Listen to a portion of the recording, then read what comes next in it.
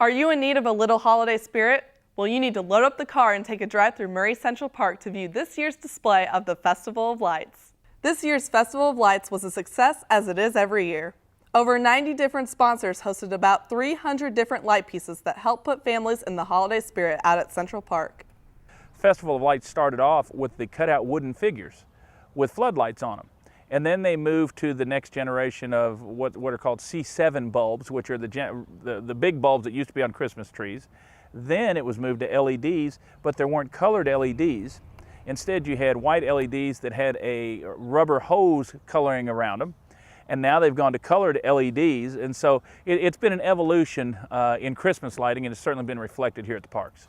The Central Park maintenance crew is responsible for putting together all of the lights, and their job doesn't stop there. Work is continuously going on for months in advance to make sure the lights are displayed properly and stay bright for all to see. The maintenance crew at our parks does a yeoman's job. I mean, they just work their tails off, and it really starts way ahead of this. They have to check all the lights out, and when you've got a couple 100,000 lights, you know what your Christmas tree is at home. Just imagine that multiplied many-fold. They work on that throughout the fall, checking the lights, making sure everything's okay. Then they get out the signs, make sure they're all good. So the maintenance department here at the parks, which is not a big department, really deserves a pat on the back and an attaboy for the great job they do getting the displays ready to put up and then putting them up. The Festival of Lights is a great tradition here in Murray that keeps the community proud and is a great preparation for the holiday season. This is one of my favorite things that we do at the park.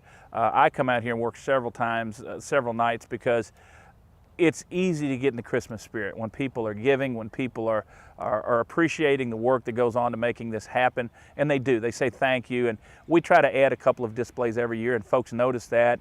And this year, I will say, we have a new maintenance director this year, and Steve Wilhelm is our new maintenance director. Well, this is a chore to do it even when you've done it several times. This is his shakedown cruise for Festival of Lights, and he's put his own little spin. He's rearranged things a little bit and moved some of the displays around, and it really looks great. So the hat's off to our maintenance department and to Steve Wilhelm, who is our maintenance director as well. The response from the community is just tremendous, and that's why I enjoy working and doing it, because it's nice to get the feedback from the community and say what a nice job the park's doing. Businesses from around the community sponsor light pieces for the Festival of Lights. The park also has Needline as its beneficiary. Food is collected and sent out over to Needline for the holiday season. Well, all of our food goes to Needline, and on a regular, this is my third Christmas in the park, and we'll send 3 or 4 pickup trucks full of canned goods over to Needline. It's really handy now because Needline has moved their location, and now they're just right across the street from Central Park, so it's very handy for us to take them over there now.